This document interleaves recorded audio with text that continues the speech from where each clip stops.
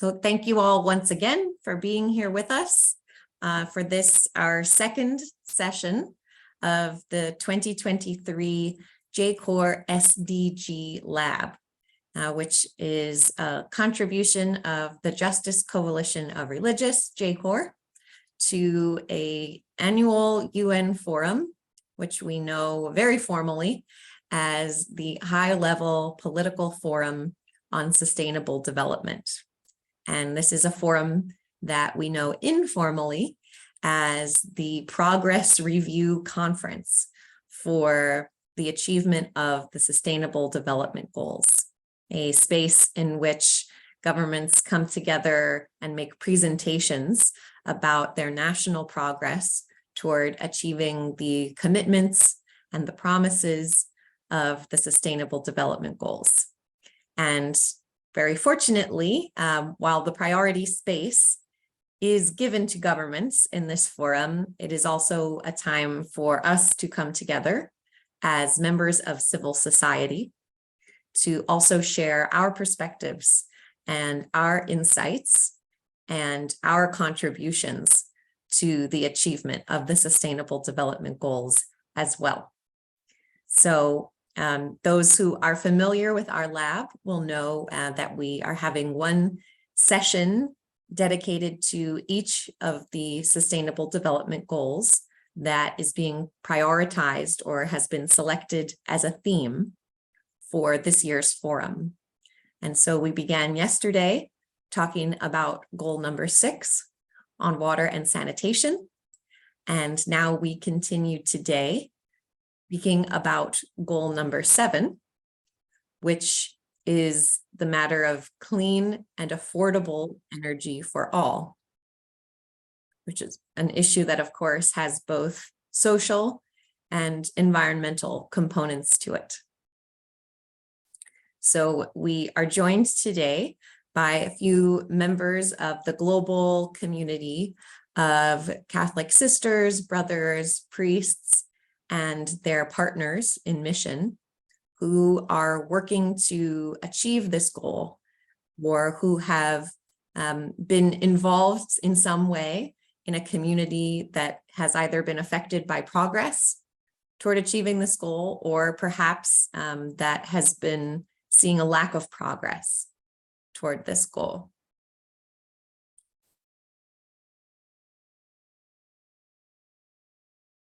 And so we will begin our conversation today by going first to contribution from a lay partner who is working diligently in the Democratic Republic of the Congo. Christian will be speaking to us about some of his work and an effort that he has made in collaborating with several other organizations and groups who are concerned with clean energy. And so we will begin by going first to Christian Mabenga in the Democratic Republic of the Congo. Christian, you have the floor.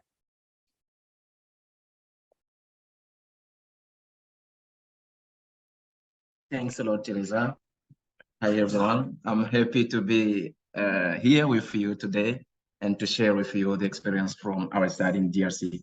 So I will do my best to go. Maybe I will speak in French. As you know, DRC is a French country. So I hope the interpreter can help to interpret. Then I will go a bit slowly to allow them also to interpret well.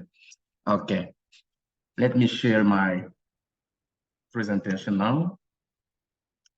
First of all, I will go to introduce myself. Okay, I will go in French now. Bonjour à tous, je suis Christian. Je suis en... Good morning, everyone. I am Christian. I'm from the Congo. I live in Kinshasa, the capital. I work for the ONG. It is an international organization where we work to enable access for everybody to energy. I was invited by Teresa to talk about our contributions in the domain and the sector, and everything we do in the province of Congo, in the provinces of Congo, definitely also with regard to the development of this objective in Congo. I entitled my presentation, I said, SDG number 7, where we are in the Congo. So the access to everyone, access to energy.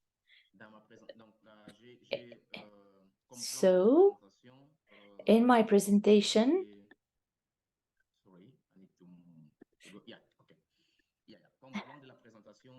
so as a plan of my presentation, I'm going to talk about the problems in the sector.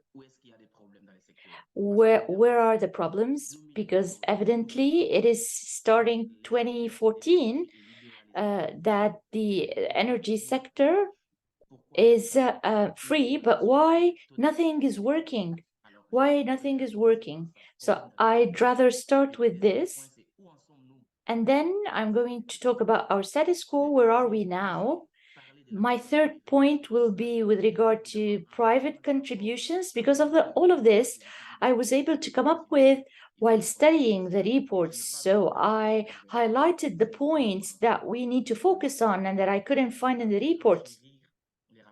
So this is to enrich the agreements in private contributions. And in addition to that, what are the obstacles that play an important role in the lack of development? And therefore, I will talk about this. And last, I'm going to talk about the contribution of the civil society, which I did not see in the report. The contribution is not only about building centrals, but it's also about accompanying societies and also to sustain the government in developing the projects. So I prefer to talk about the organization where I work, but also the other organizations that are local partners and are resident in my country. So this is the plan of my presentations. Let's talk about the problems. Why 8 years now, the sector has been freed, liberated, but things are not working. There's the population keeps on suffering. So I didn't see this in the government. So there is no clear vision. There is no clear vision of the future we want to have. This is the first problem. So we have no idea so far, not even the authorities, they have no clear vision of the energy sector model we want for our country. So excuse my terms, but they would come from one, like a bit in a couple of days, they say, we have to do this and do this. This is a huge problem because what we agree on and conventions we agree on and we sign and we rectify cannot be done in this way. So the change cannot happen from one day to the other. So I repeat, they lack a clear vision of the future of the energy sector. In addition to this, I'd say lack of industry policy. So our actual policy is based on the building of big centrals in order to answer the needs. So we see that the country is really, really rich with hydro-solar and thermal resources. And these solutions are distributed in all the provinces. But the country works more or invests more in the big centrals. So we would like the government to concentrate on decentralized solutions, to prioritize them in order to help and serve the communities that live nearby. We need to ask him to slow down a bit. So this is Sorry to interrupt, Christian. Just a request, if you could just to speak more slowly, and we will give you all the time you need. okay. Thanks a lot. So I will go Yeah. slowly, slowly. Thank you. Okay, thank you. Alors, la deuxième des choses, je disais que c'est la manque, The second vision, le manque de point, I was talking about the lack of a policy in the sector. And I also said the bad practice that prioritizes larger power plants over decentralized solutions. Unfortunately, I was unable to present other things when I speak of other potentials, hydroelectrical potentials. We do have maps that show how rich we are with solar resources, and all these solutions are really next to the large power plants, but the government concentrates its attention on large power plants, which requires a lot of investment and which usually requires a lot of time in order to provide population with the necessary energy.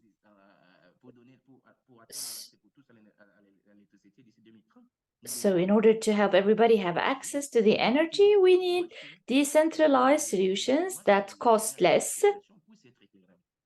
and that can reach highest number of populations. So this is the second thing that the government again does not work on in their agenda. So we want to invite the government again to decentralize, to choose decentralized solutions. And then I would talk about the colonization of large power plants for the benefit of mining companies. 10 or 20 years or maybe 30 years ago, we had large power plants, which at the time were able to provide energy to the populations. Today, we have problems. Most of the institutions who at the time benefited from the energy did not pay their bills. And that's why a huge number of power plants do not function anymore. And what is happening now is that the mining companies, and we know that the Congo is rich with mining companies, these companies arrive to Congo and then they say they want to make use of these large power plants, not because they want to distribute it to the population, but because they want to use it for their own work and industry. So this is a huge problem. The population keeps on staying in the obscurity and the darkness, and we keep on asking questions. How is this possible? Because these large power plants are really now at the benefit of the mining companies, and this is another problem that the government needs to take into consideration. So partners, private and public partners, really benefit more than the population. And last, lack of maintenance policies for existing infrastructures. So this is a real concern we have. So one of the initiatives held, they had a research and they really mapped all the non-functioning power plants, and they really came up with a huge increase of demand to have energy, but power plants do not provide this. So this is another problem that cannot make it possible for population to have access to energy. And this, I think, needs to be really taken into consideration by the government. So to identify problems where they are and try to find solutions. So for me, this is the main issue that the government should have focused on in order to realize this objective. So in the presentation, I said as a second point where we are. I'm talking about the problems in the sector. So first I talked about the situation, and the first problem we have in Congo is we don't have an institution or service that takes care of the statistics of the data, but because we all need to have access to energy, but we do not have a clear estimate. It is so unclear. It depends on the institutions, or where you go there. They would say there's 20% of electricity access rate, but we are not sure. When you go to other private companies, they would give you another percentage, 9%. So in the country, we have an unclear estimate, and this is a real concern. So we do not have a clear estimate of the electricity access rate. The second thing I wanted to cover, the reports of the government did not take into consideration. So the report highlighted the efforts and the initiatives made by the ANSWER, which is a national institutions.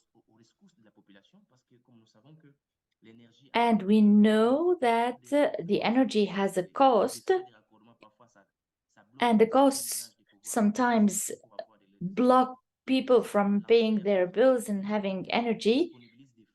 So to launch funds, to make them available, to help and to give choices for people to have access. And the government did this initiative, and the report did not talk about the percentage of the people benefiting from this. It would have been nice to know how many people were able to be sustained due to these funds in the report. So we had no percentage whatsoever talking about this. And what I didn't see in the report as well,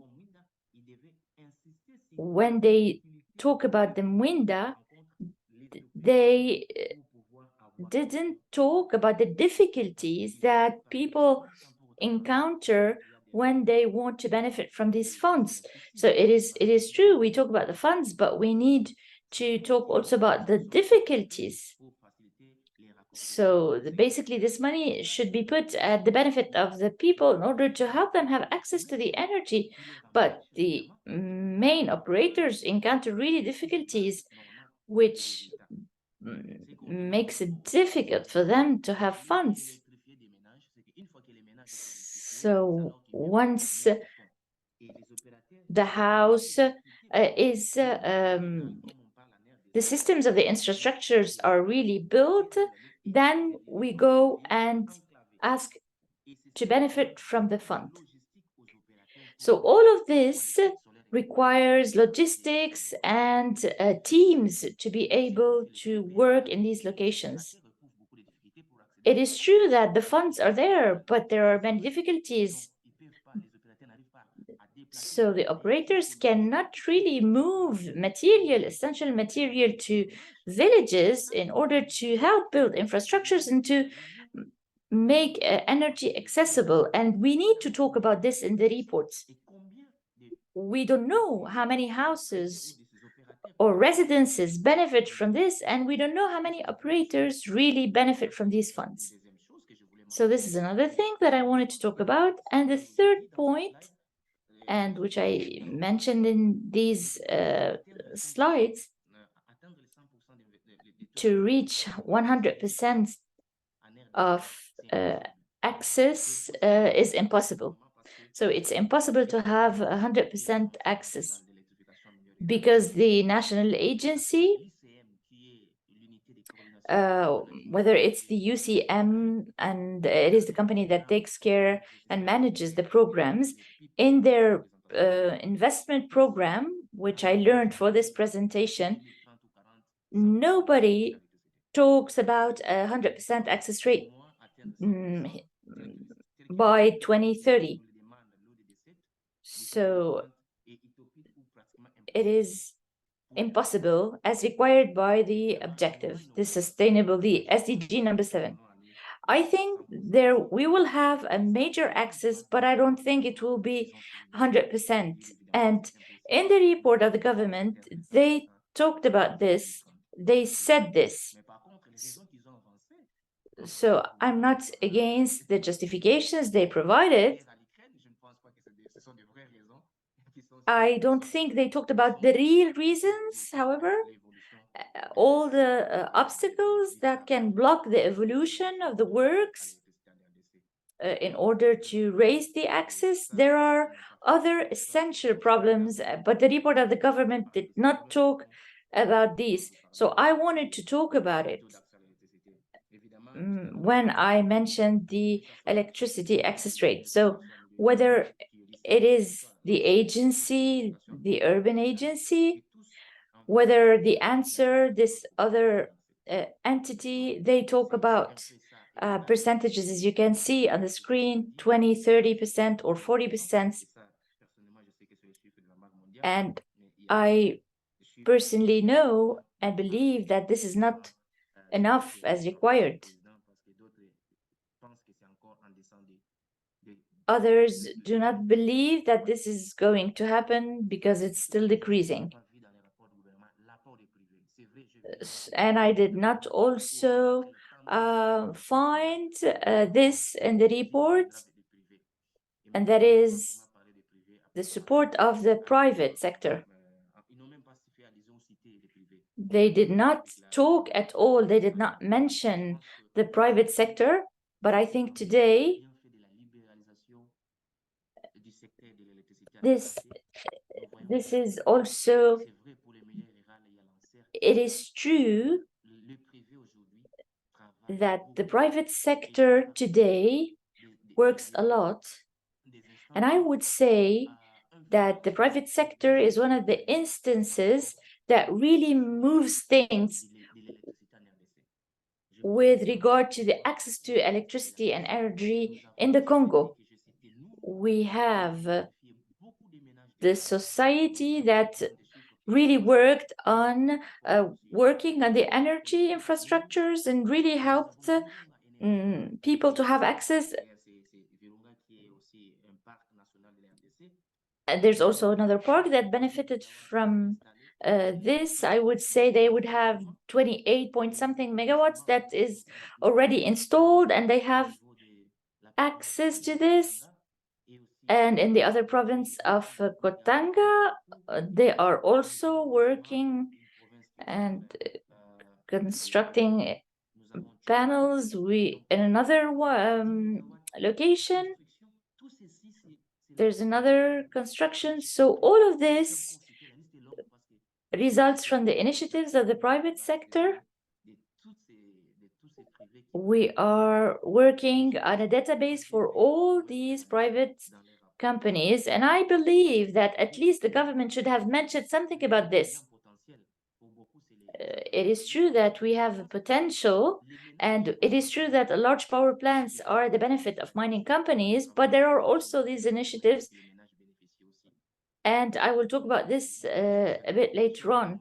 I will talk about the impact of this in the social sector and how the collaboration with the private sector has a direct impact. In 2021, we had 21 companies, and now we have 41 private companies that work in the solar sector. So this means that the government in their report should have mentioned something about it, because they are really working and developing to allow an increase of access rate. So it is really important that this get mentioned in the report. So with regard to the private sector, I can also talk about obstacles. What are the obstacles? So we said the interventions in private sector, they have to pay taxes. So the government at the same time liberated the sector, but ironically they try to block them at the same time, because they push them and pressure them to pay taxes, and very high taxes, and this does not facilitate their work. These taxes on the long run and the long term have a huge impact on the access rate, on the cost, and the government is not helping the population. The government is not helping private companies who are trying to do something in the sector. So this is one of the elements that we believe constitute an obstacle to reaching and increasing the access rate. So we believe that nothing is being done to help people who invest in the private sector to work and make energy more affordable, because if the companies have to pay higher taxes, they wouldn't have the power to make the cost of the energy affordable, and thus less residences would benefit from this. I talked about this in the problems, and I insist because it constitutes an obstacle. There's a lack of vision, no vision. There is an unknown access rate. How can you work on having 100% of access when you don't know what the actual situation is? There's a need for planification, and according to me, the government should insist on stating that and also providing solutions. So what is the report? What is the contribution of the civil society? So what we did, we collaborate and work in the sector. First of all, the platform. The platform we conceived and we implemented.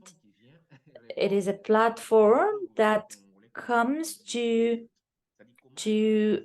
respond or to the lacks of the government. So how to, first of all, make energy accessible and affordable. So the platform was called Congo Epela. It's a local concept. So in French, we would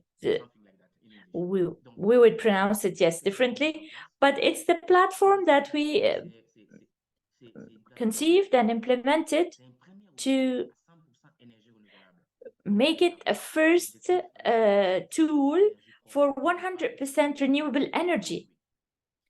So because we don't want the energy to come and pollute. So this is a first tool for 100% of renewable energy that offers decentralized solutions everywhere in the Congo to all the population. So what should we do in order to make energy accessible in function of the demands, in relation to the demands, and how to make it more affordable? So we used something we called UNSIP. So it's the acronym of a series of tools they found to come up with solutions, more affordable solutions to help the population. So it's really to respond to this SDG, and this is why they put the platform on, and we insist that the government uses this platform if they really wish to have 100% energy access. Because we need to answer the demands of the population, but even, and we also emphasize the potential we have in order to answer the needs of the population, because as I said, we need to come up with decentralized solutions. So this is the platform, this is how you can see it. So if you click the website www.congoepela, so congoepela.org, so you can have access to the platform. So et là, on explique, c'est en anglais et en français. Vous pouvez voir comment on peut facilement électrifier le Congo avec cette plateforme d'ici 2030. Ça, on a fait des scénarios d'ici 2030, comment on peut électrifier la RDC. Et nous Hello? poussons le gouvernement congolais à... So we push the government in Congo and we ask the government to work according to the data that we promote on this platform. Beyond this, so these are this is the network of Mwangaza.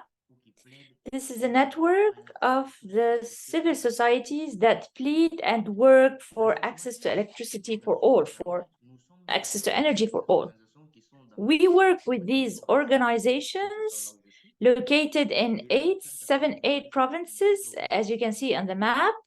These are the provinces where we operate and work. And these organizations work also with, along with the provincial government to realize the objective. So we can have access for all. And these organizations insist that each project, no matter where constructed, built, or conceived, that a part of the project, a part of the energy should be given to the population.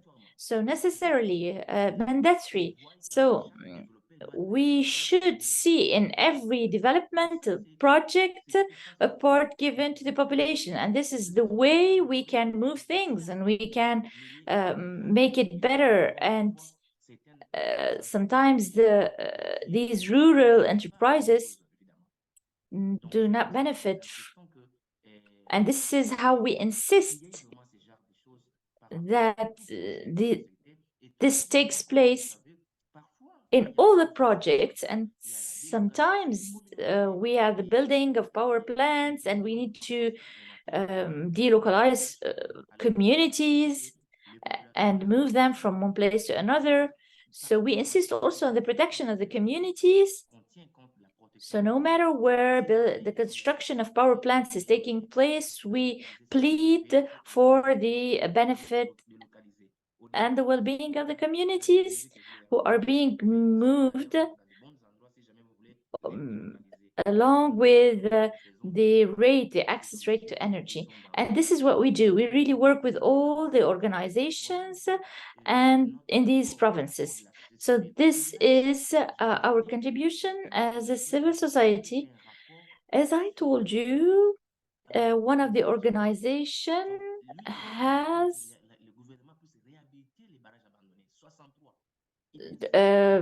there are dams, like around 60 dams that are 60 barriers that are neglected, and this is something we plead for not only in Kinshasa but in other provinces. I talked to you about the lack of clear vision, lack of organization, and these organizations in these provinces insist on working on having at least being part of the organization for the well-being of their province, because each province is working on its own project in an attempt to make things better and to have access to energy for all. So our contribution is with these points that we needed to highlight and that were not mentioned by the report. I wanted to say all of this, so at the national level and also the provincial level. And this is how I end my contribution, and I'm available for comments, questions. Thank you very much.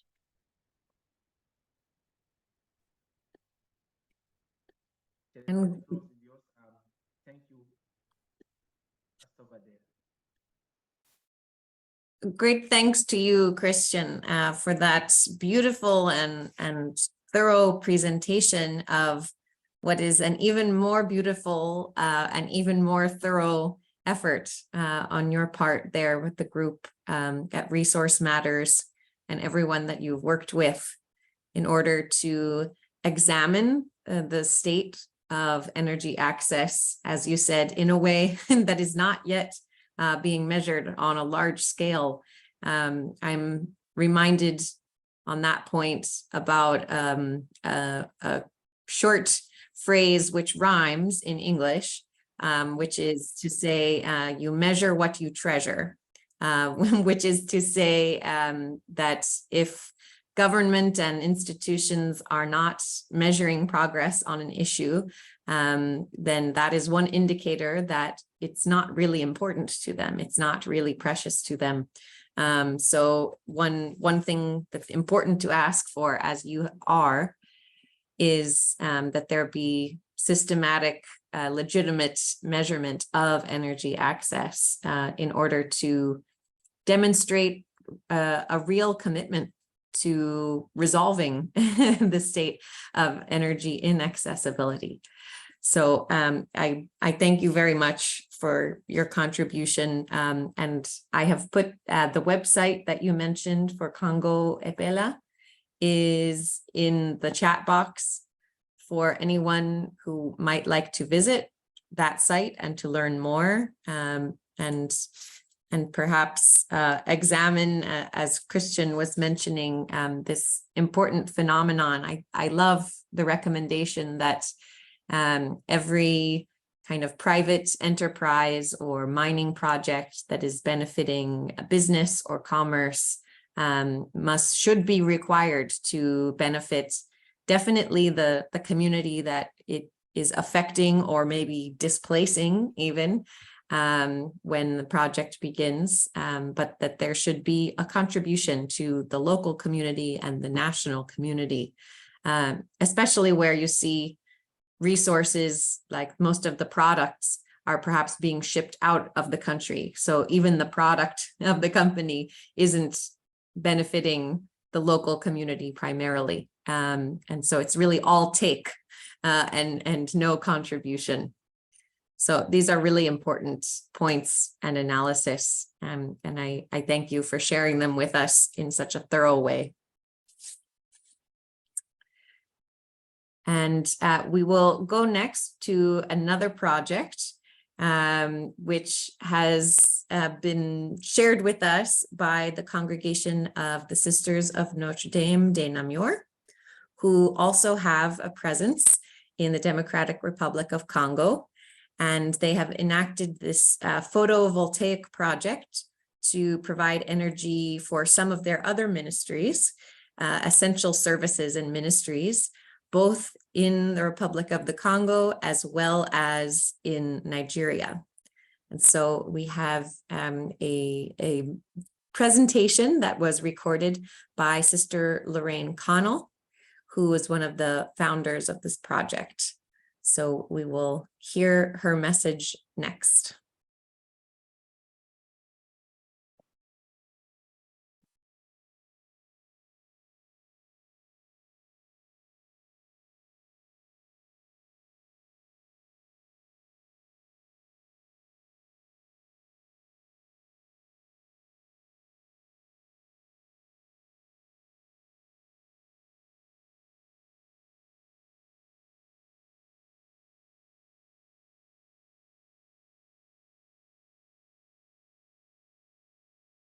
Very much, Teresa, and thank you to all of you for your time this afternoon, this morning, this evening. I see a number of my own congregation on board, so I say thank you to you all for your support. So as Teresa said, we are Sisters of Notre Dame de Namur, and our founders told us is to teach them what they need to know for life. We have been at this project since excuse me, since I began my job in 2002. Our founder is Saint Julie Billiart. Some of you may be familiar with her. We were founded in 1804 in France. She responded to the call to commit her life completely to God and to spread the message everywhere that God is indeed good. We began in a time of upheaval in France. And when the Bishop of Amiens wanted St. Julie to remain a diocesan order, she said, no, I don't think so. I have a vision for the world. We are called to have hearts as wide as the world. And so she moved to Belgium, Namur, where the bishop welcomed her. We are currently in 5 continents, North America, South America, Europe, Africa, and Asia. Our mission is to express in our time, as Julie did in hers, that God is good.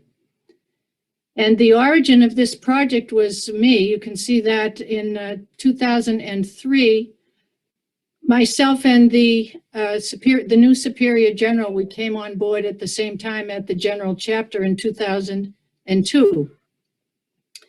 And she, excuse me, she said to me, this is your job to answer the call of the General Chapter to provide equal access insofar as possible to technology. Because at that chapter, the sisters from the Global South said, hey, what about us?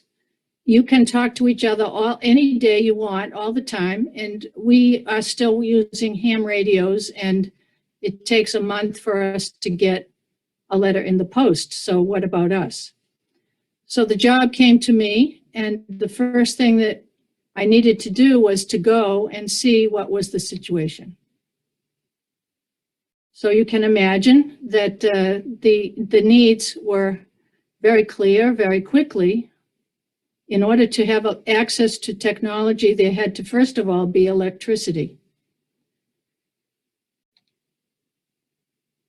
There was only kerosene lamps in many of the houses, so that homework was done, preparation for schoolwork, surgeries, babies being born. All of that happened with kerosene lamps. In terms of water, you'll be familiar with this as well. There had to be a fire, boil the water, carry the boiled water to where it was needed, or filter it for drinking. Communications was difficult, if not impossible. So this you'll see, this is a picture of a road in Congo. So in order for our family to contact each other, if some of the youngsters had moved into the cities, it was impossible. It sometimes took several days to reach a destination over such roads as these, which were really one mud hole after another. And as I said, the job that got put to my desk was this.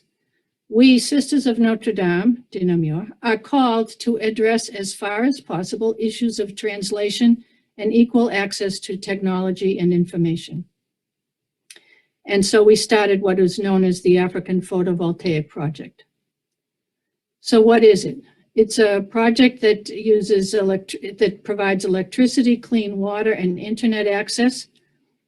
And we started with our missions in Nigeria and Democratic Republic of Congo because that's where most of the bulk of our sisters in the South, that's where they are located. The solar panels gather energy from the sun and send it to the batteries. This was one of the first systems that we set up, so you can see that things have evolved in the last, well, it's a little more than 15 years now. We use big marine batteries to begin with that were shipped from the United States. But for the most part, our electrical engineer, you'll see the fellow on the right-hand side of the left-hand picture is Louis Casey. He's been with us from the beginning. He is an electrical engineer who really, who bought into the mission. That's all I can say, is that he sees it as much as his life work as we see it as ours. So we are blessed with Louis. The original water purification system was very simple, a filter and an electroviolet light. This is one of the first satellites. We have some very entertaining stories about satellites being held hostage in airports and things like that, but we don't have a lot of time for that. Another time. We used our own sisters to learn how the project worked because they insisted that it was not to be just an American project where you came and you do something. Oh yeah, you come and you do something and then you leave, and if it doesn't work, we don't know how it works. We don't know how to fix it. So we don't want it unless we can control it. And so they have been part of the learning of it from the beginning. Early on, the solar panels went on the roof, but as time has gone along and the needs have increased, we have improved the system so that we now have an array that is built out in a field. In many of the cases, we have upgraded the inner parts of the electrical system. And where is it? It's in, they're in, you can see here a list, which won't mean much to a lot of you, but they're in both Nigeria and Congo. Nigeria is different than Congo in that they had the capacity within their own sisters to arrange for the systems that they needed. So as we were raising money, we sent them the money for them to take care of the systems themselves, and that's what they did. In Congo, we have continued to provide, because of they're much more off-grid, we've continued to provide engineering and the setup and to assist them to create a team of people in the Congo who are able to provide for the viability and sustainability of the systems. Here's Louis. He has a story of when the lights first went on at one of the hospitals. A little boy was being born, and they named that little boy Louis after him. So as time has gone along, we've improved the system because what we realized is that electricity was not enough. We thought electricity and we'll provide for the filtering and the purification of the water. The fact is that there was no water in some cases. The children from the school used to go down and carry the water back to the schools on their heads in the morning as part of their preparation for school. So over the last 5-6 years, what we've been doing is to improve the water system and the internet upgrades. So we've had solar systems, creation of teams. It's all very important. We know that they need, when we are no longer able to provide for engineering and money, that they need to be able to take care of it themselves, and we are training them to do so.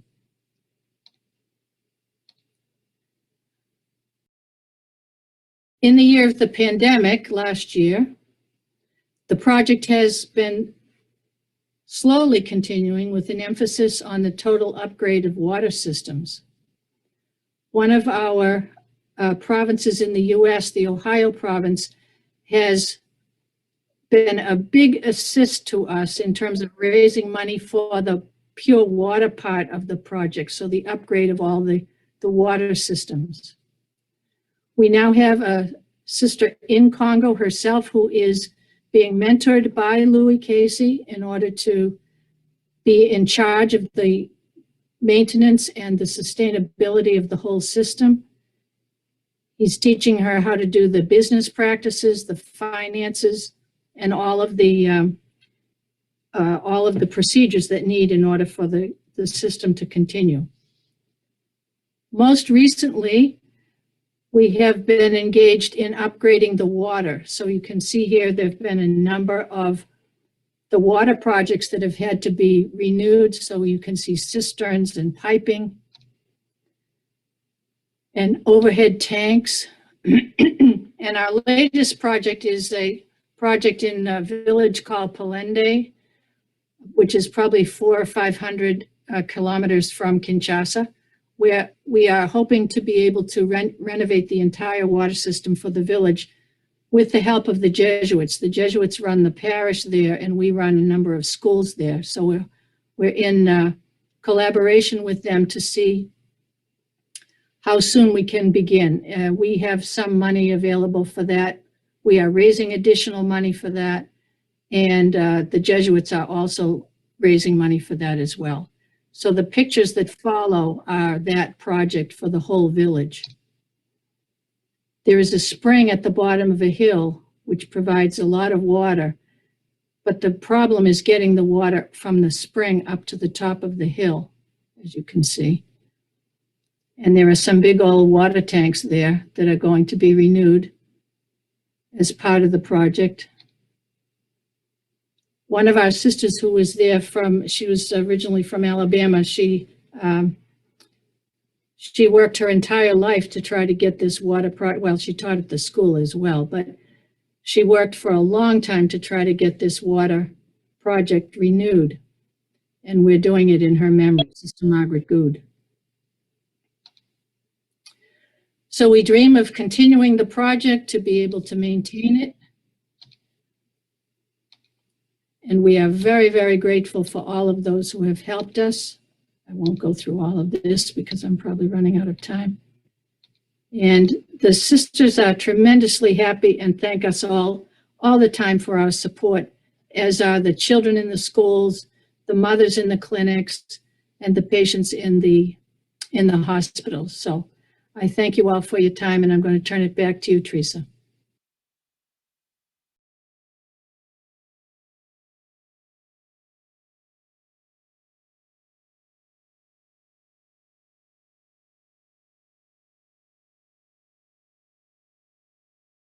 So we're very grateful to Sister Lorraine for sharing that presentation with us of an amazing and long-term project that is being led by the Sisters of Notre Dame de Namur in collaboration with several local communities. And I think that is one of the most important and striking features of that project. Demonstrates some learning from an earlier model of ministry and development projects led by congregations, showing that, you know, we need to move beyond a model of simply providing resources and equipment from outside that can really only be maintained or organized or supported from ongoing outside resources,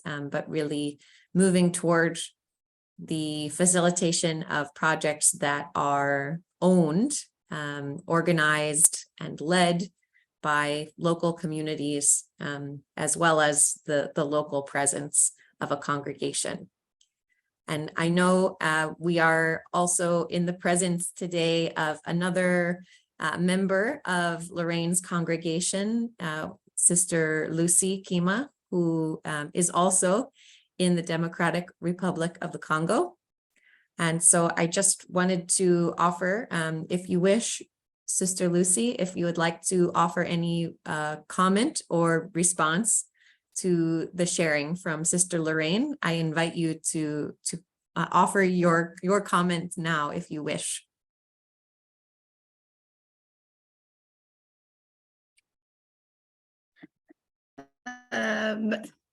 Merci beaucoup, Thérèse. Thank you so much, Teresa. I'm very happy and touched to hear Sister Lorraine. So the last pictures she showed is where I actually right now, this is what we are doing now, working on the access to water and access to water for the village. So this is a work in progress. I was very happy to listen to her And I was also very happy with the obstacles Christian talked about, the obstacles we acknowledge we as private congregations. I mean, with regard to taxes, the taxes that are very high and overwhelming and that block the development. So this is what I also can say. We need to plead so the government can change, and we need to really plan in order to encourage private sector to contribute in the energy, the renewable energy sector, and also to have access to sustainable energy. Thank you. This is what I can say. Thank you.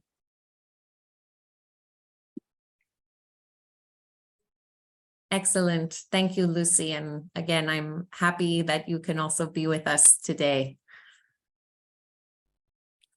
So the next speaker that I would like... Merci. Oh, yes. The next speaker I would like to invite to give us an image of work toward clean and affordable energy. We will go to another part of the world, to Venezuela, in order to hear from Jessica del Carmen Perez, who is a lay partner in mission, who works in a Claretian institution, and she will also be speaking to us about a photovoltaic project that is being organized by Claretians in Venezuela. So Jessica, you have the floor now.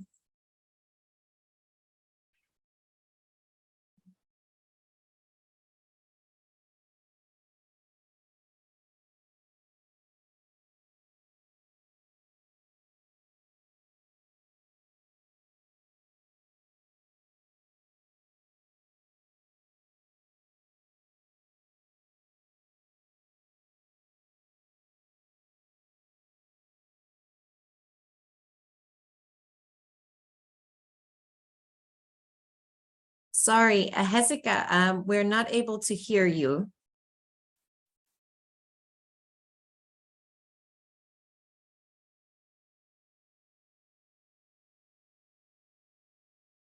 No, still nothing.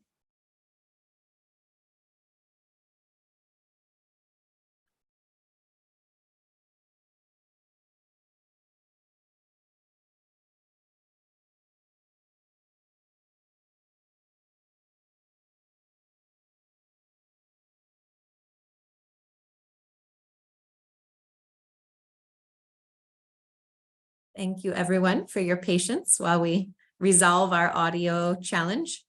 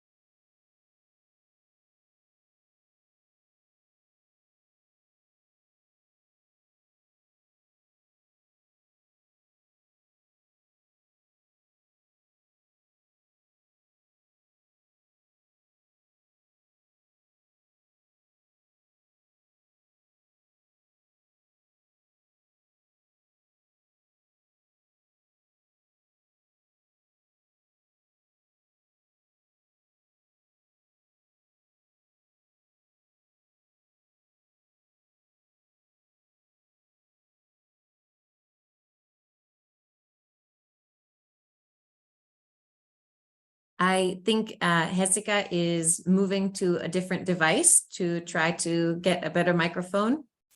So while we wait for her to return, if there is anyone who would like to offer a comment or a question or response of any kind to any of the sharing that we have heard thus far today, I would welcome you to raise your hand, either with your video on and your actual hand, or if you wish to use the raise hand button, which you can find nested within the reactions button, which you may see has a smiling face on your screen.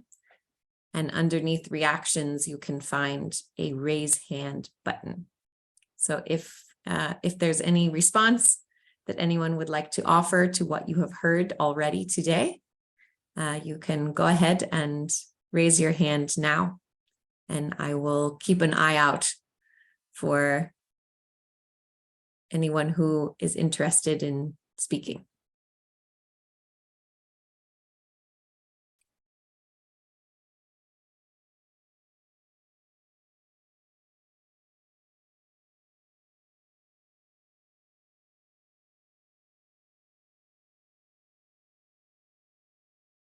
Yes, Sister Marie Claire, please go ahead.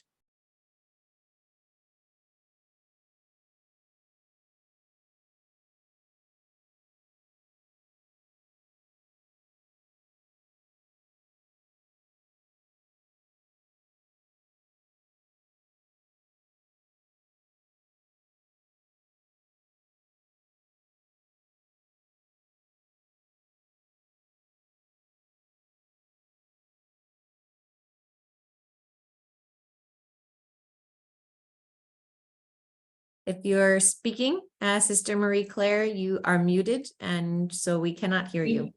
Sorry. Yes, now we hear you. Yes, yes.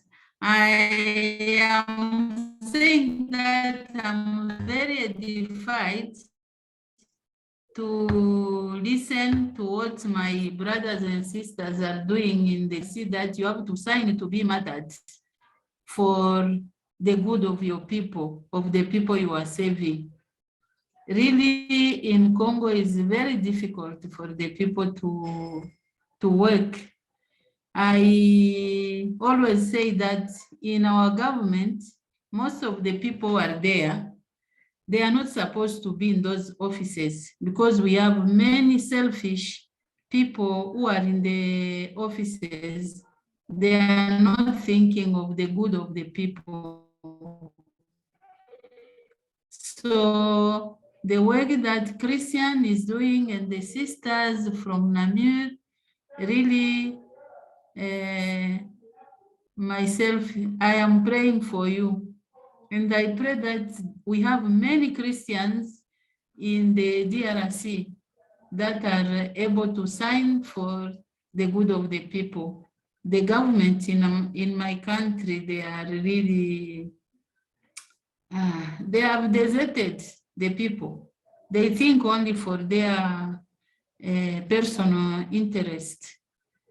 And as Christian was saying, we have a lot of potentiality to have electricity or whatever. Even in the town, like in Lubumbashi, a town that was electrified.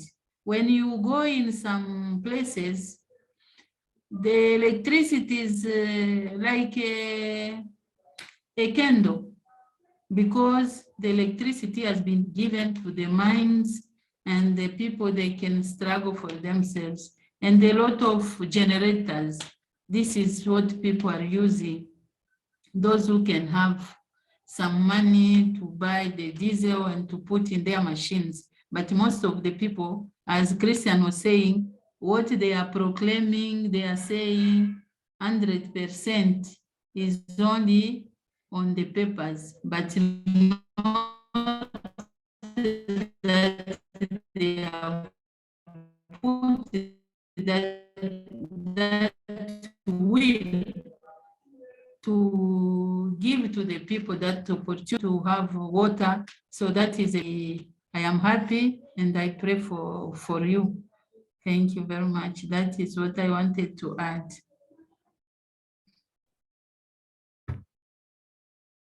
Thank you very much, Sister Marie Claire.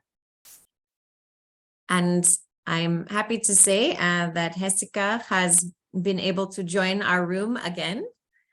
So we will try again and hope the microphone is cooperating better now. So Jessica, could you please try again to begin your sharing with us? Sí, buenos días. ¿Me escuchan ahora? Good morning. Can you hear me now? Sí, perfecto. Yes, we can hear you perfectly well. I'm in Venezuela. Yes, this is the way Venezuela is working. Thank you very much for your patience. And of course, thank you for the invitation and for allowing me to share our project and our reality. So this is the way we are living in Venezuela at the moment. This activity might be very well planned, but sometimes there are situations that don't allow us to work as we would like to work. But with a bit of patience and faith, we can do everything. As Teresa already mentioned, and I'm going to introduce myself, I belong to the Claretian congregation. The Claretians are present in the whole Venezuela. I'm working in a province that is collaborating with Colombia. But in Venezuela, specifically in Venezuela, I work in the state of Maracaibo. It's one part of Venezuela, the northern part of the country, and we work in education. The Claretians in Maracaibo have an educational space, a school. In our school, it's private because we are self-run. That means we only work with the money that the families pay for the education. We don't receive any aid from the government. And so everything that we put in motion is to get more funding for ourselves, for the school. And one of the projects that we have been carrying out for quite a while now is the Clean Energy Project. Due to the circumstances that the electricity scarcity that we have in our country. I don't want to expand a lot about this because I suppose that you know the situation in Venezuela, but in 2015, 2016, we are having electricity problems. And in 2019, there was a terrible situation, a relevant one, in which Maracaibo was a week and a half without any electricity, without power. So you can imagine that a great part of the state had to find other alternatives to move forward, because it was not just not having electricity for some hours a day. It is that every production work, every commercial work, every educational work cannot work without power. And the everyday life of any person is affected by the lack of electricity for such a long time, 1 week and a half. So this is the local problem that we had in Maracaibo. We spent hours and hours without power, and that affected every aspect of our life.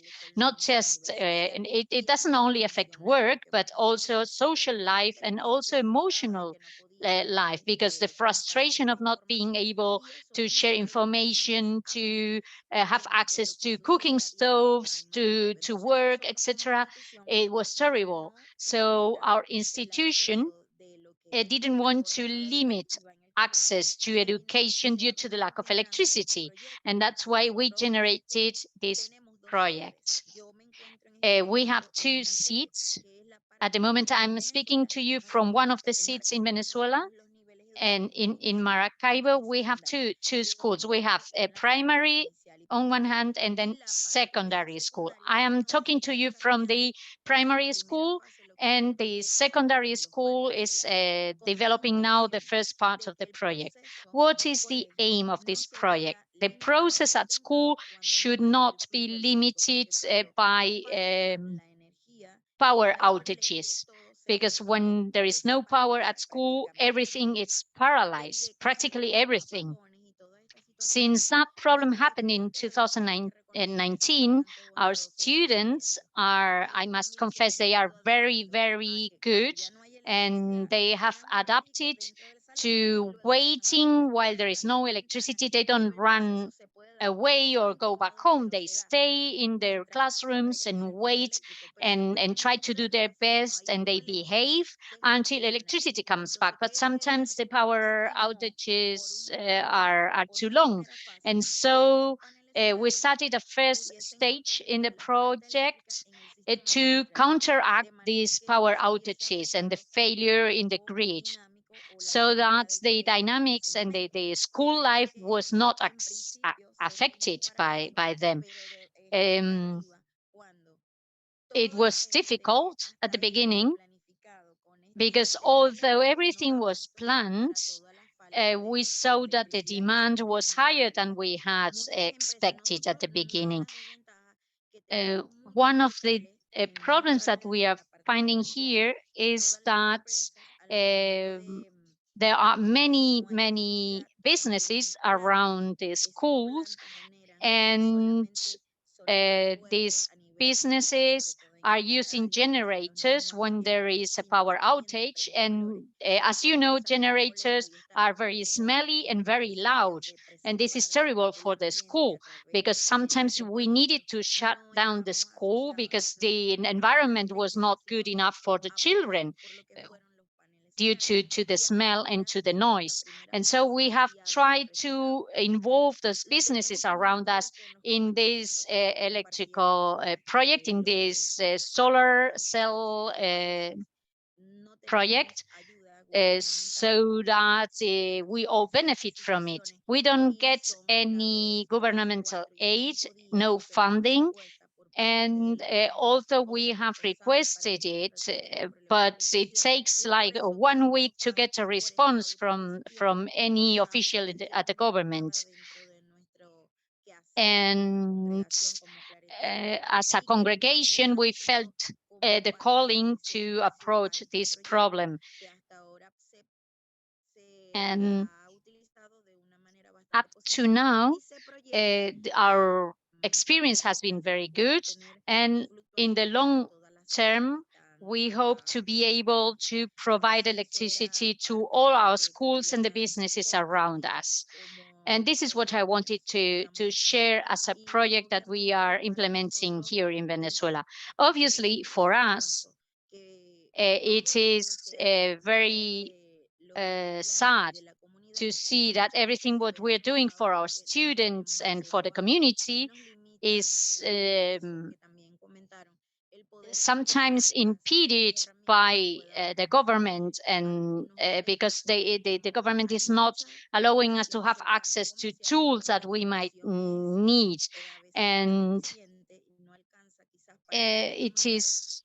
we cannot understand why the government is reacting like this, because they must be aware that their power grid is not enough for the needs of the population. But the public system is not helping us to implement this project and to enlarge it to cover all our demands. And this is what I wanted to share. I don't want to speak too long because I don't know how long my connection is going to stay.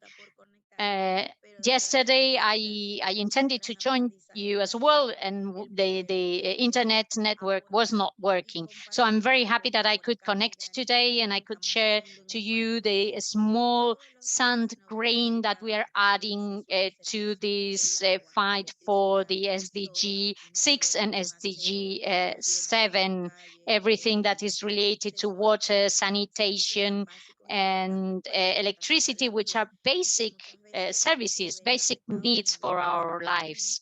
And especially in education, our children are affected by the lack of these services. Thank you very much. And I'm sorry that I couldn't connect with you yesterday and that I couldn't speak to you directly today. And thank you for your patience.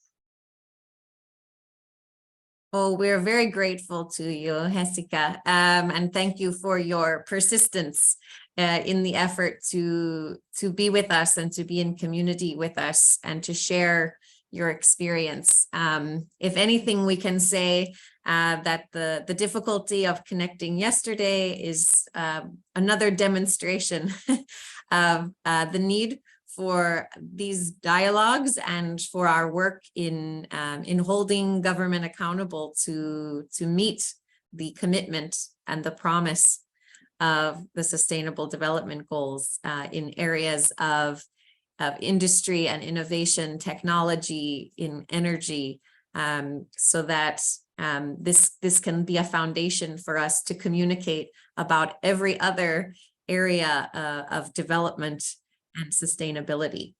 So we're very grateful for your persistence and that thankfully the energy grid was smiling on us today so that we were able to connect with you. And I appreciate that you pointed out another element of what I'll say are our old forms of energy. We all recognize that they provide or create pollution in the air and the water, but you've reminded us that there's also a concern of noise pollution for certain forms of energy that can be very disruptive to life and especially to education there in the setting where you are. And this is also an important factor to consider, all the ways in which it interrupts healthy development. And another important point that I want to highlight again for the rest of the group is this fundamental challenge of not having access to the tools that you need, even when you are ready to engage in a project and to support progress toward goal number 7 or any of the other goals. That one challenge that really requires more support and collaboration from government is definitely this allowance for the appropriate tools and equipment to reach you. So thank you for highlighting some of these and several other important points for us. And again, I'm very happy you could be here with us.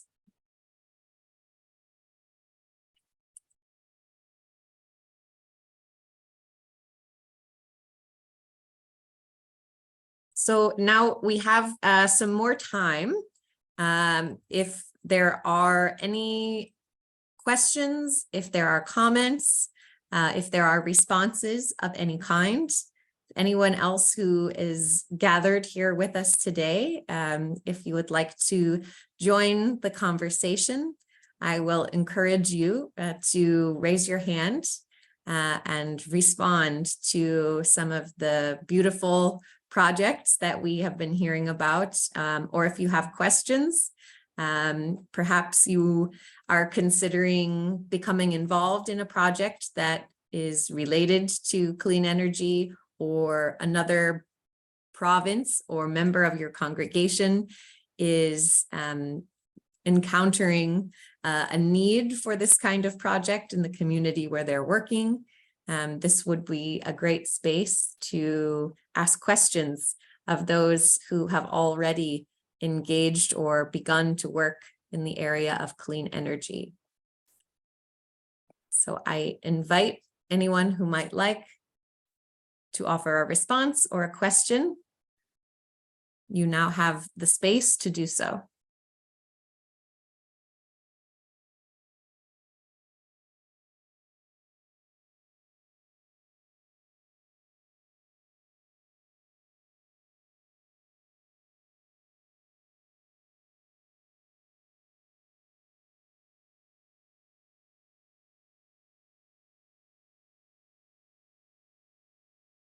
Yes, Jessica, please.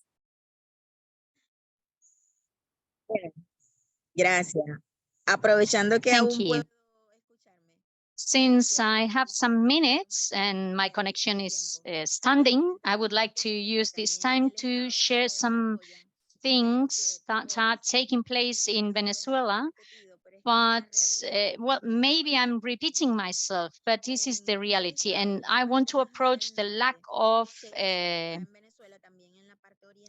counseling in another state in Venezuela and also in Maracaibo, in the Guajira part, which is close to Colombia. There was a project of wind power plant, and it was a very big project trying to provide power to that area, which is not having a great access to electricity. The population in that state is suffering of scarcity in means of electricity.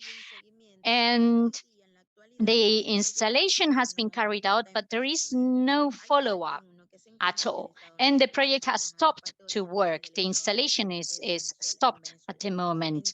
And it's not the only place. I have heard of similar projects in other places in Venezuela that are not working. So this is part of what I mean. It's not counseling properly, but it is more like a follow-up. There is not maintenance or follow-up or preservation of the investments that have been made. And this is what we are lacking, because once one investment has been made and the population has gained access to a basic service like water or electricity, it's a pity that the government is not following up and it's not maintaining it. And here in Maracaibo, the government established a raise in the fees, in the electricity fees that everybody is paying, because they were apparently going to use that raise to invest and improve the grid as is already existing. So the population made an effort. They started paying more, and instead of getting a better service for that, that's exactly the moment when the power outages started. And so we spent full days without any power at all. We're not talking about 2 or 3 hours a day. We're talking about 14 hours a day or 24 hours. And of course, this is causing mistrust in the population, etc. And maybe this comment is very negative from my part, but it is the reality that we have in Venezuela. I want to be positive, though, and what I can tell you is that the character of the Venezuelan population is very positive. We always move forward, even though the way forward is upward and not forward, but we keep on going. And nevertheless, I wanted to denounce these actions of the government that is not really contributing to improve. And I really hope that the government would see to the population having better opportunities. And I really would like the government to initiate projects that are benefiting the general population. Thank you very much. Thank you for your additional comments, Jessica. And I think we appreciate having your perspective from inside Venezuela, as those who are here from outside the country. We are dependent on many more public sources for information, and it's always helpful to get the perspective of someone who is living a challenge that may be mentioned briefly in a news article or a report. So thank you for taking the time to help us to understand better. And I have a few more thoughts in response to your sharing also, but I don't want to monopolize our space either. So I will invite again, if there is anyone else who might like to offer a comment or a question to anyone else who has spoken today, or simply to respond in some way, or to offer your own comment or experience as well from wherever you are. That is also welcome. Yes, Sister Lucy, please go ahead.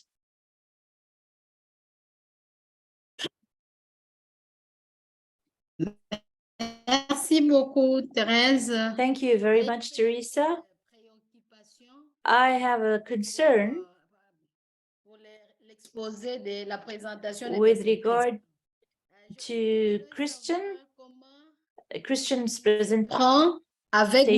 I would like to know how he deals with the government to start that project. So the Congo EPELA. So this is the first thing. My second concern is, what do they do in order to have energy access in rural zones?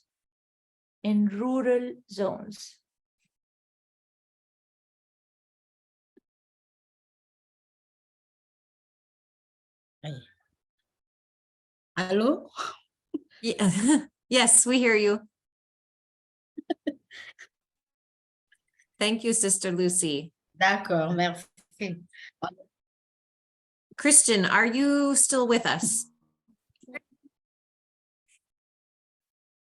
I think he may have become disconnected, I'm sorry to say.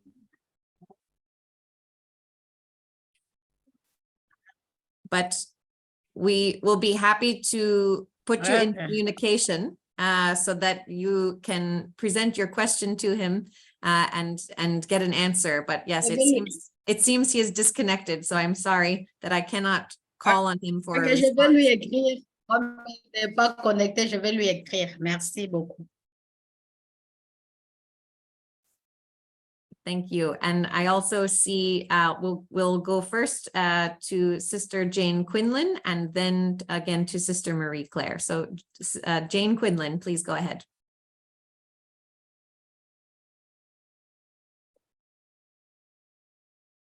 You are muted, Sister Jane. Sorry. As an Ursuline and having worked in the Congo, I'm very aware of the common practice of charcoal. All right, the women, so all this is connected. The trees are cut down so that the charcoal can be formed so that the people can cook. So this kind of has to do with the other sister who just said, what do you do in the rural areas? I mean, they don't have stoves. They don't have electricity. In the school where I was, even though it was many years ago, I don't know if it's improved too much. We would use the kerosene lamps during study hall. And so the girls' eyes were difficult. They really couldn't do their studies properly. All of this is so connected. So I guess that's all. It's very interesting. Thank you. And the way the mining companies, I like the way Christian said that, have all the access they need to the light and the power, but the people in the periphery villages don't. So it's an interesting topic and I'm enjoying it. Thank you. Please keep it up, Teresa. So this charcoal business, I don't know, maybe some of the people from the Congo can address that, but I just read a book recently about cobalt and how it's helping to fuel if I have that book here. I'd like to recommend a book, Cobalt Red, How the Blood of the Congo Powers Our Lives. Very insightful, 2023, worth reading for anyone who takes this topic of artisanal mining seriously. It's an excellent, excellent review, and I'm sharing it with other people in my area. Okay, thank you. Thank you, Jane, for sharing your experience again. And it's another way of returning, I think, to Christian's point about the way in which mining results in harvesting of not only natural resources, but human life, human well-being is extracted every day in the Congo and in many other places. And all for the benefit of societies far, far away, who usually do not have any recognition of the source of whatever technological devices they are enjoying that are making life very easy and convenient. But often we don't know the source of those devices and tools. And especially when it comes to cobalt, the answer to the question is it usually comes from the Democratic Republic of the Congo. And I'm sure that book goes into much more detail on that subject. So thank you for sharing that recommendation with us. And hopefully that book is available in additional languages, not only English, but everyone can look that up. It's only in English, but I'm putting it in the chat, sorry. Oh, great. Thank you. Thank you. And now we'll go to Sister Marie Claire.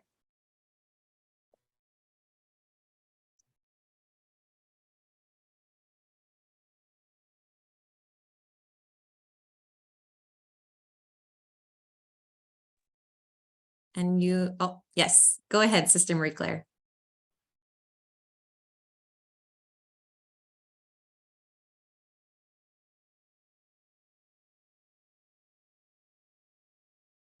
Yes, thank you very much. I want to ask, I hear my sisters who are in green energy, like Jessica. I'm asking, how can one access to the sponsors who can sponsor a green energy project? Zambia is one among the few countries who are doing an effort, Millennium Goals. The government is trying, is making effort to connect all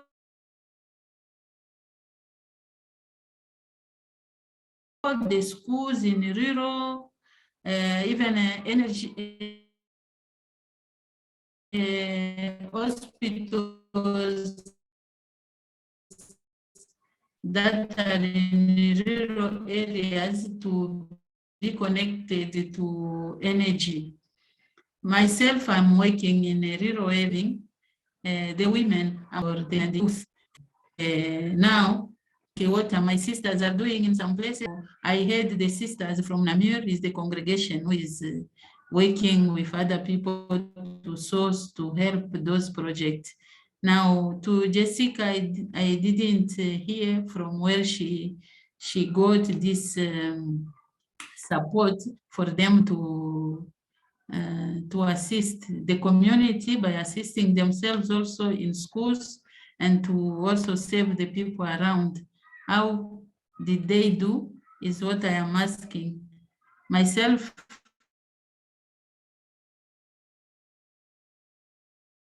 Thank you, Marie-Claire. I have a few projects there, but they are stuck because we have to struggle to source for diesel. Yes, to know. Thank you very much. Thank you. Hello?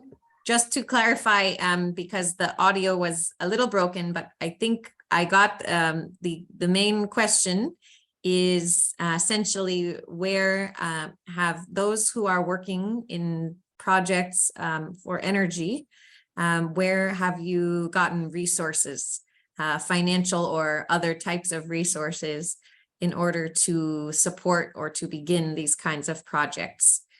So that is the question as I heard it. And I will go to anyone on the call who can respond to that in one moment. But first, I would also like to invite Sister Vivian Chanda to also share her comment or question. So Sister Vivian, please go ahead. Hello? Yes, we hear you. Yeah. I just want to share more about the energy. The first time when I was missioned in the remote rural of where I was working, we didn't have hydro energy of electricity, but we are using solar system and the backup of energy of generator using diesel. And I didn't see much a big challenge because our country is we receive a lot of sunshine, so solar system was not a big deal. But whenever we are in this season, which is like when it is cold, we don't have much sunshine, we are using the backup, which was a generator. Then I was sent to big city. And in the big city, we had a backup again of the generator, and again we are using the electricity from the government. Then later, our congregation, we back up or to have the solar system in our convents, which we are using the batteries are charged by electricity from hydro. And then later, whenever you have a shortage, then you go back to the solar system. And I don't experience any blackout, and we don't know whether people whether you just notice that there is no electricity when you are at place of work. But in the convent, we don't experience that because of that new system, which we have a backup of solar system. At the same time, that solar system is charged, the batteries are charged by hydroelectricity from the government. So that's what I wanted just to share. Thank you. Thank you, Vivian, for sharing that perspective from Zambia. So now I'll invite, since Jessica is still with us, her connection is sustained today. So Jessica, if you would like to respond in any way to the questions and comments that have been carried forward by the others in the group, I would invite you to comment. Sí, brevemente desde nuestra experiencia. Yes, very briefly from my experience at our school. I would like to try and answer the questions. We are a self-managed institution. We work throughout the school year, and every year we calculate the cost that we will have for each children, and then we calculate the fee, the school fee that every family has to pay by child. And the first phase of the project, the clean energy project, which was the installation of the solar cells, as you mentioned, they work gathering the energy from the sun and bring them and store them in batteries. And we had a problem with the batteries, and we had to renew them. And despite us having a good plan, we were affected by the problems with the government and the importation, etc. And in the end, we had to buy the batteries twice.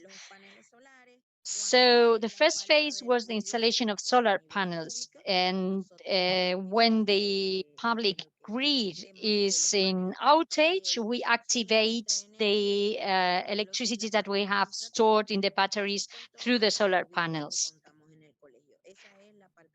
And we provide electricity to the school and to the communication network.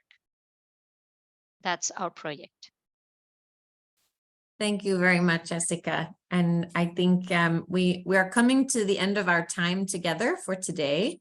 So I will just close with thanks again to everyone who has contributed, especially to our presenters, our speakers, who have shared some of their own expertise and their own projects with this community that's gathered here today.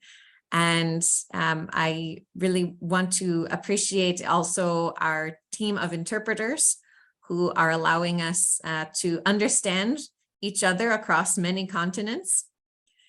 And finally, to, I think, echo a word of optimism that was shared by Jessica earlier, which is to say we can all recognize that the pathway before us to clean and affordable energy is not an easy one. It's not a level road, but an upward climb in order to move forward. And it requires long-term investment, both financially and also, I think, long-term investment of faith, of willingness to be persistent in our own work to hold government accountable to their commitment to clean energy, and also to continue in relationship and conversation with them. To call for their action and their collaboration with us in our own, where we are also working on those projects. So I thank everyone for your interest in this very important issue, and we will gather again at the same time tomorrow to take up another theme. So if I could just put that on the screen very briefly for us. As a reminder to all, tomorrow our theme will be Sustainable Development Goal number 9, which is to build resilient infrastructure to promote sustainable industrialization and to foster innovation. I have a question, Teresa. Yes, Do we have to register every day or was once for the whole week? you only need to register one time, so you can use the same link that you used today. You can use that this whole week, and our final session next week is all on the same link. Okay, I'll see how it works. It wasn't so easy getting on. Thank you. Thank you for learning and navigating. So this will be our session tomorrow at the same time. So I hope that many of you will be able to connect again for that conversation. And I look forward to seeing you then. Thanks again to everyone, and have a wonderful remainder of your day.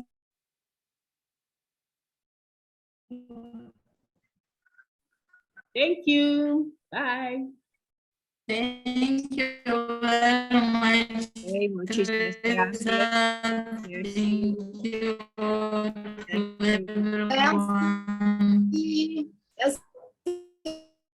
Merci pour la confiance entre nous. Merci pour tout. À demain. Thank you very much.